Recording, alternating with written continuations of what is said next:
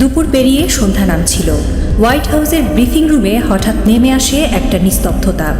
কোনো বোমা ফাটেনি, কোনো ড্রোন হামলাও হয়নি, কিন্তু এক ঘোষণায় কেঁপে উঠল বিশ্ব। ইরানের পারমাণবিক অস্ত্র বানাতে যা যা দরকার প্রায় সবই প্রস্তুত। এখন সেই কেবল একটি সিদ্ধান্ত বাকি, খামেনির অনুমতি। সেই সিদ্ধান্ত এলেই 2 সপ্তাহের মধ্যে অস্ত্র প্রস্তুত হয়ে যাবে।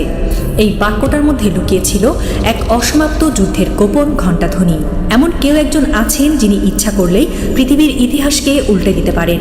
একটি বোতাম, একটি স্বাক্ষর, একটি মাত্র ইশারা। ওয়াশিংটনের চোখ মুখ শুকিয়ে যায়। তেল আবিবের বাংকারে আরেকবার নিরাপত্তা পরিকল্পনা পাল্টে ফেলা হয়। রিয়াদে যুবরাজের মুখে পড়ে বিষাদের ছায়া। কারণ বিশ্ব জানে, এক বৃদ্ধ যার নাম খামেনি, তিনি যদি হ্যাঁ বলেন তবে আক্রমণ করা দেশ ধ্বংস হবে, আর যদি না বলেন তবে অনিশ্চয়তা চলতেই থাকবে, চোখ রাঙিয়ে পেছন থেকে ছায়া ফেলতে ফেলতে। কিন্তু সবচেয়ে আশ্চর্য ব্যাপার হলো, তিনি না বলছেন। বারবার নিজের হাতে অসীম ক্ষমতা থাকা সত্ত্বেও তিনি বোতাম টিপছেন না। আর এখানেই তার শক্তি, এখানেই তার ভয়ঙ্কর বার্তা। আমার কাছে আছে, কিন্তু আমি ব্যবহার করি না। হোয়াইট হাউসের সেই অফিসিয়াল ঘোষণায় ঠিকরে বেরিয়ে এসেছিল এক অদৃশ্য উপস্থিতি, নৈতিকতা। কেউ ভাবতেও পারেনি যে ধর্ম, ফতোয়া, নৈতিক অবস্থান এসব শব্দ কোনো রাষ্ট্রকে পরমাণু অস্ত্রের দ্বার প্রান্তে নিয়ে গিয়েও থামিয়ে দিতে পারে। কিন্তু বাস্তবতা সেটাই। আয়াতুল্লাহ খামেনি যেন এক জীবন্ত ফতোয়া, যার সামনে দাঁড়িয়ে অস্ত্রধারীরাও অসহায়। তেহরানের আকাশে ভেসে বেড়াচ্ছে সাদা ধোঁয়া আর লাল সাইরেনের আলো।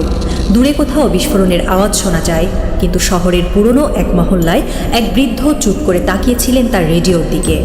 আয়াতুল্লাহ খামেনির কণ্ঠস্বর আসছে সরাসরি সম্প্রচারে, শান্ত, গভীর, অথচ ধ্বংসাত্মক। তিনি বললেন, আল্লাহ কখনো মানব ধ্বংসকারী অস্ত্র বানানোর অনুমতি দেন না। এই বাক্যটা যেন আকাশে একটা বিদ্যুৎ রেখার মতো চমকে উঠল। চারপাশে যাদের হাতে আগ্নেয়াস্ত্র, যারা প্রতিদিন যুদ্ধ ঘোষণা করে, তাদের কাছে এটা অবিশ্বাস্য থাকে। এই লোকটি, যার হাতে পৃথিবীর অন্যতম রহস্যময় পরমাণু প্রকল্পের ভবিষ্যৎ, সে কিনা যুদ্ধ নয় বরং ধৈর্যের কথা বলছে। কিন্তু বিশ্ব জানে, শান্তির এই বাণী হয়তো সবচেয়ে ভয়ঙ্কর অস্ত্র। 2003 সাল। বিশ্ব তখন ইরাক যুদ্ধ নিয়ে মত্ত, কিন্তু এক চিঠি তখন প্রকাশ পেল, যা ইতিহাসের পাতায় ঢুকে গেল এক ভিন্ন বার্তা হয়ে। আয়াতুল্লাহ খামেনি তার ধর্মীয় ক্ষমতার বলে ঘোষণা করলেন, পারমাণবিক বোমা তৈরি ইসলাম সম্মত নয়। এই এক ঘোষণায় বিশ্ব বিভক্ত হয়ে পড়ে। কেউ বলে এটা নিছক লোক দেখানো কৌশল, কেউ বলে এটা পারস্য সভ্যতার আধ্যাত্মিক পুনর্জাগরণ। কিন্তু বাস্তবতা হলো, এই ফতোয়ার পর থেকেই ইরানের পরমাণু কৌশল এক ছায়া ব্যবস্থায় রূপ নেয়। অস্ত্র না বানিয়ে কেবল বানানোর সামর্থ্য অর্জন করে তারা নিজেদের ঘিরে গড়ে তোলে এক অদৃশ্য আতঙ্কের বলয়। ইরানের অভ্যন্তরে এই ফতোয়া শুধু ধর্মীয় নির্দেশ নয়, বরং রাষ্ট্রীয় আদর্শের ভিত্তিপ্রস্তর হয়ে ওঠে। প্রতিরোধের দর্শন গড়ে ওঠে এই ঘোষণার উপর ভিত্তি করে। বোমা থাকা মানে শক্তি নয়, কিন্তু বোমা না ফাটিয়েও আতঙ্ক সৃষ্টি করতে পারা, সেটাই নতুন কৌশল। বিশ্লেষকরা বলেন, খামেনির ফতোয়া হলো এক অদৃশ্য ঢাল। সে ঢাল বলছে, আমার হাতে বোমা থাকলেও আমি চালাবো না।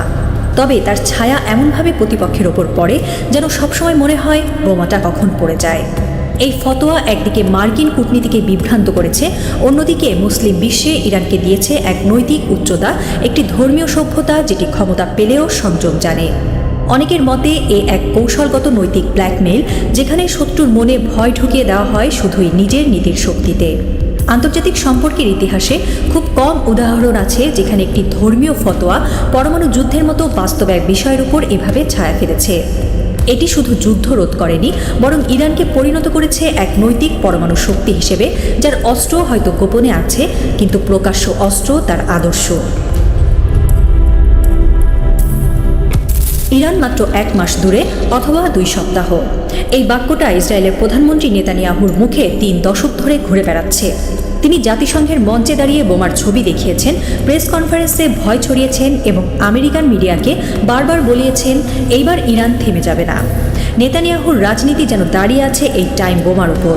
প্রতি নির্বাচনের আগে, প্রতি আঞ্চলিক উত্তেজনার মুহূর্তে তিনি এই বোমার কাঁটা এগিয়ে দেন, শুধু আর কয়েকদিন।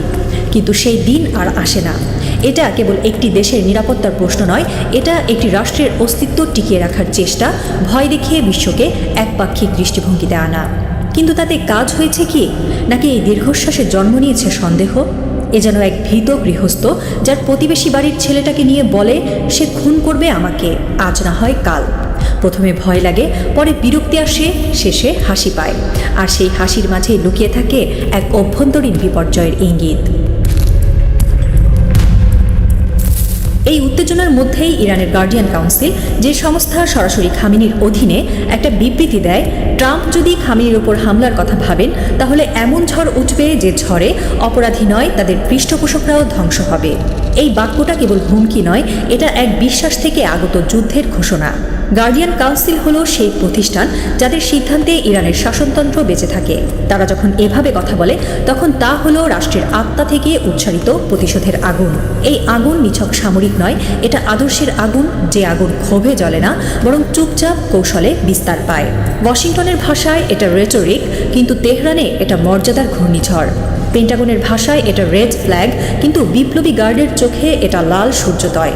এই কাউন্সিল কখনো সরাসরি বোমা চালায় না, কিন্তু যাদের উপর তারা ভরসা রাখে, ইরানের রেভলিউশনারি গার্ড, আল কুদস ফোর্স, তারা জানে এই বার্তার অর্থ কী। এটি যুদ্ধের দামামা নয়, এটি যুদ্ধের শুরুর আগেই প্রতিপক্ষের মনস্তত্ত্ব ভেঙে দেওয়ার কৌশল। পশ্চিমা বিশ্লেষকেরা বলছেন, ইরানের ক্ষমতার প্রকৃত কেন্দ্র আসলে এই রক্ষণশীল ধর্মীয় প্রতিষ্ঠানগুলোর ভেতরে, এবং যখন তারা এমন ভাষা ব্যবহার করে তখন আসলে একটি নীরব প্রস্তুতি শুরু হয়। তাদের হাতেই হয়তো লেখা আছে পরবর্তী সিদ্ধান্তের খসড়া, একটি ফতোয়া, একটি বোমা, একটি বিকেল, একটি রাত যা এখনও আসেনি, কিন্তু হঠাৎ করেই ইতিহাস হয়ে যেতে পারে। যুক্তরাষ্ট্র জানে অস্ত্র থাকাটা এক জিনিস, কিন্তু কখন সেটা ব্যবহার হবে সেই সিদ্ধান্তই আসল খেলা।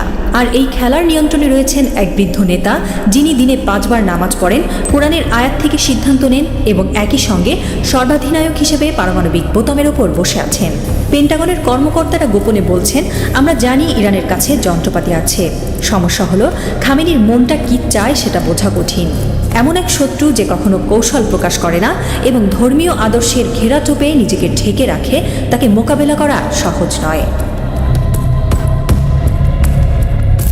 রাত বাড়ছে, 1000 বছরের পুরনো রাত। তেহরানের কোনো এক গোপন কক্ষে আলো জ্বলছে। 6 জন বসে আছেন একটি বৃত্তাকার টেবিল ঘিরে। প্রতিটি চেয়ারে বসা একজন রেভলিউশনারি কাউন্সিল সদস্য।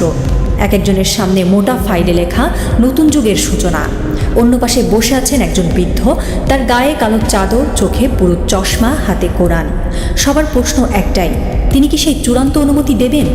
হয়তো কাল সকালে একটি না বলবেন তিনি, কিংবা হয়তো এই রাতে এই টুকরো কাগজে সই করে বলবেন সময় এসেছে। Washington, Tel Aviv, Riyad, London, সব শহরের ঘড়ি তখন একসঙ্গে কাঁপতে শুরু করবে, কারণ একা একজন মানুষের না এই পর্যন্ত যুদ্ধ ঠেকিয়ে রেখেছিল। কিন্তু যদি হঠাৎ সেই মানুষটি বলে ফেলেন হ্যাঁ, তাহলে ইতিহাস এক গভীর রাতে আবারও লিখতে শুরু করবে পরমাণু অক্ষরের ভাষায়। Supreme leader Ayatollah Ali Khamenei জানেন, একটা পারমাণবিক বোমা যতটা ভয়ঙ্কর হয় তার চেয়েও বেশি ভয়ঙ্কর হয় অন্য একটা পারমাণবিক বোমা যেটা ফাটেনি, কিন্তু যে কোনো রাতে ফাটতে পারে।